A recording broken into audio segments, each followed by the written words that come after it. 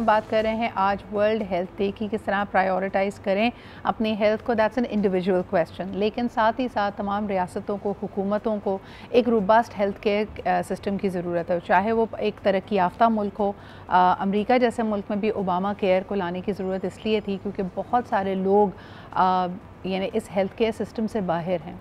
इसमें आपको अपनी जेब की तरफ देखना पड़ता है जब आप इलाज मुआलजे के लिए जाएँ, and that's always a pain point for people. लेकिन हाँ, कई जगह सिस्टम बहुत बेहतर भी हैं। हम कनाडा की बात करें, यूके की यानी बरतानिया की बात करें, तो लोग कहते हैं कि वहाँ पे जो एक वेलफेयर सिस्टम मौजूद है, health care is welfare system, because आपको रद्द नहीं किया जाएगा और एक बेसिक सिस्टम प्रोवाइड करने की कोशिश की जाती है। पाकिस्तान में भी यकीनन आप देखते हैं कि इस हवाले से कई इनिशिएटिव्स लिए जाते हैं, चाहे उसके अंदर मुख्तलिफ आप अस्पतालों को देखें, सेहत कार्ड की तरफ देखें। इस तरह की स्कीम्स जो पुअरेस्ट ऑफ द पुअर हैं उनको इस रेंज में लाने की कोशिश करती हैं कि उनके सेहत से जुड़े हुए मसाइल को हल किया जा सके। इसके अलावा Pakistan is known to be a very charitable nation.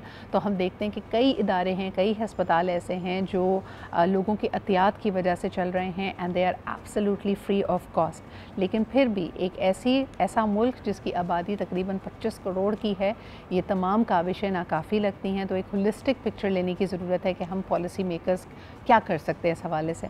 हमारे साथ मौजूद हैं डॉक्टर इब्राहिम यूसुफ। बहुत बहुत शुक्रिया आपकी आमद का। इब्राहिम साहब, you have worked abroad, you studied abroad, और जब आप पाकिस्तान के सिस्टम्स को देखते हैं, ओवर द ईयर्स काफ़ी कोशिशें की गई हैं, पॉलिसी इंटरवेंशंस भी हुई हैं, सेहत कार्ड जैसी चीज़ें हैं, इंडस अस्पताल जैसे इदारे मौजूद हैं, शौकत खानम हॉस्पिटल है, LRBT है। What more can be done, and ये कितना काफ़ी है? सबसे पहले तो अगर यहाँ से शुरुआत करें। पहले एक इम्पॉर्टेंट बात है कि हेल्दी माइंड हमारे लिए एक हमारे मुल्क में एक चीज़ है कि we don't care for the health. तो हेल्दी कम्युनिटी नहीं है, हेल्दी माइंड्स नहीं है, तो healthy building of the future नहीं है।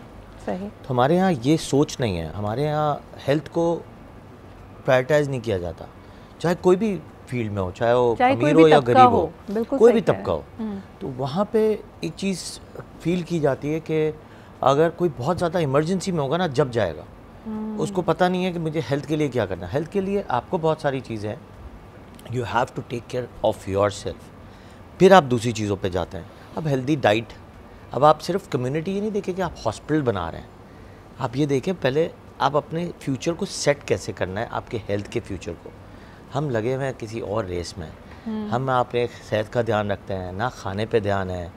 बाहर की जो चीज़ें आप देखें कि अगर वर्ल्ड हेल्थ ऑर्गेनाइजेशन को देखें और अगर वो मुल्क हमारे मुल्क में आके वो टिक जाए तो सारी चीज़ें बैन कर दें। अच्छा, बहुत सारी नॉर्मल चीज़ें हैं जहाँ पे सिस्टम्स रोबस्ट हों। एक तो देखें, पूरी दुनिया में जब हेल्थ पे काम किया जाता है, आपने बिल्कुल सही फरमाया कि पहले आप प्रिवेंशन पे काम करते हैं।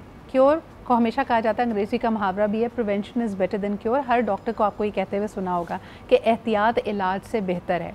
एहतियात में किन किन चीज़ों का शुमार होता है? नंबर 1, जैसे कहा गया कि आपकी खुराक क्या है, आपका रहन सहन क्या है, आपकी सोच क्या है।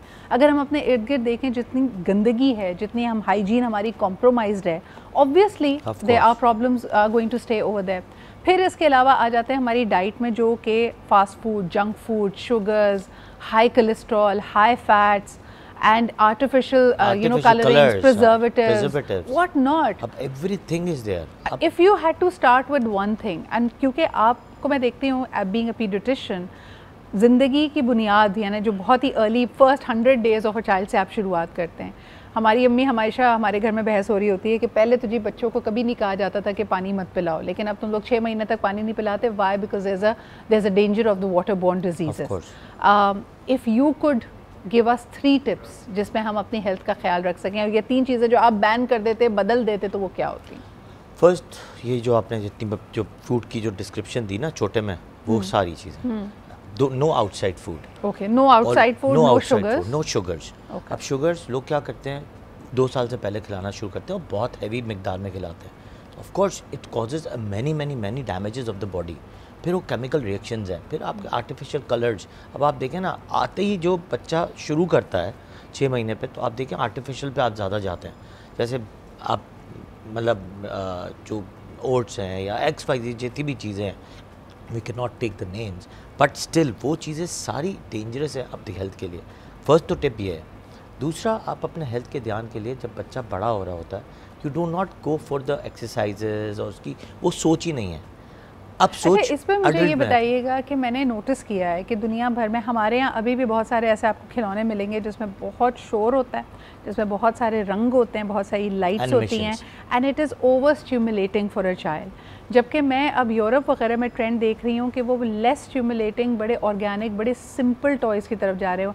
हम जिनको बैकवर्ड समझते थे ना, अब वो लकड़ी और मिट्टी के बर्तनों पे आ गए हैं, चीज़ों पे आ गए, बिकॉज उनका ख्याल है कि बच्चे की क्रिएटिविटी, उसकी मोटर स्किल्स इससे ज़्यादा इन्हांस होती हैं। इसमें होता क्या है कि आपके जो ब्रेन माइंड है ना, वो ब्रेन माइंड उसी स्टाइल में चला जाता है, और वो जो हाई एनिमेशंस, हाई साउंड्स, वो आपको वहीं पे अट्रैक्ट करता है और आपकी डिस्ट्रैक्शंस बढ़ा देता है, आपकी स्ट्रेस लेवल बढ़ाता है, आपकी लर्निंग डिसेबिलिटी को कम करता है, आपकी सोच की पावर को कम कर देता है। जितना फ़ोन यूज़ करते हैं या जितनी चीज़ें आप ऐसी आर्टिफिशियल इंटेलिजेंस पे जाते हैं, तो आपकी सोच कम होती जाती है। जब आपकी न्यूरॉन्स कम होते हैं तो खुद ब खुद आपकी सोच कम होती है। आगे जाके आपको एक लर्निंग डिसेबिलिटी के लोग ज़्यादा मिलेंगे, जिनको याददाश्त इनकी कमज़ोर होगी, जिनसे फोकस नहीं होगा, ADHD पे चले जाएंगे, वो अटेंशन डेफिसिट भी होंगे और हाइपर एक्टिव भी होंगे, बिल्कुल सही, वो अलग अलग होंगे। अच्छा doctor Ibrahim, when you see patients from underserved communities, हमारे यहाँ एक बहुत बड़ी डिबेट है कि ज़्यादा चैरिटेबल हॉस्पिटल्स हों,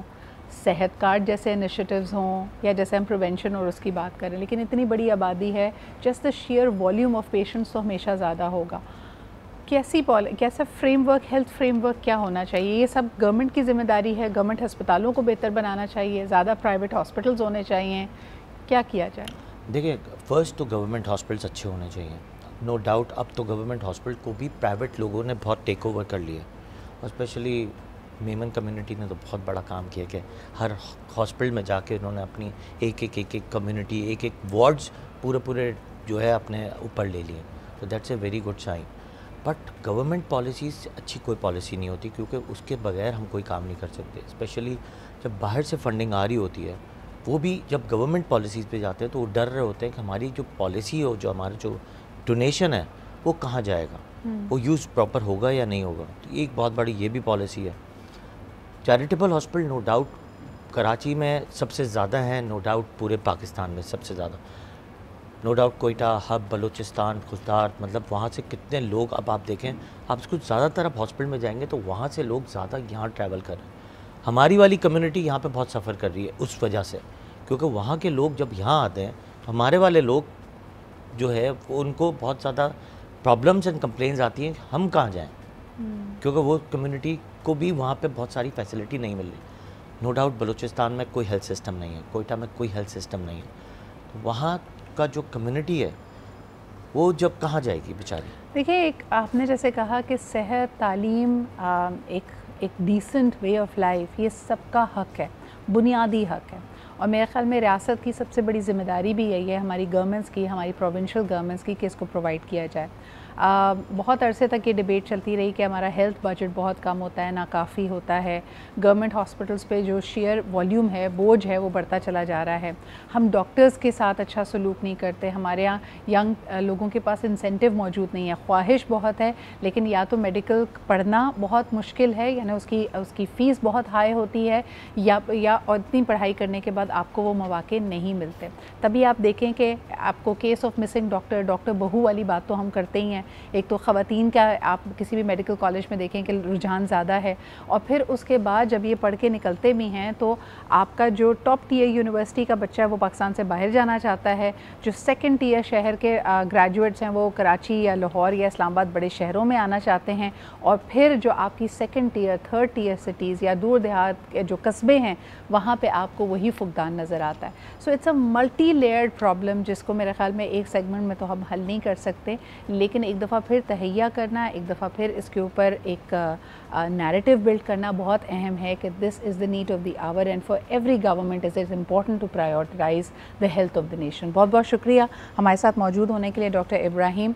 अपनी हेल्थ को प्रायोरिटाइज़ कीजिए, और इसके साथ साथ एक इंटेलिजेंट डिस्कोर्स का हिस्सा बनिए, ताकि जब बात की जाए कि जी अद्वियात की कीमत क्या है, डॉक्टर की अवेलेबिलिटी क्या है, हमारे यहाँ हाइजीन फैक्टर क्या होना चाहिए, मैल प्रैक्टिसेस को कैसे दूर करें, एक इंक्लूसिव हेल्थ केयर सिस्टम कैसे बनाएं, इन सब चीज़ों पे आपका एक बयानिया होना, आपकी एक राय होना बहुत अहम है। और जब हम वोट डालते हैं तो उसी राय का इजहार करते हैं कि किसका प्लान हमें बेहतरीन लगता है।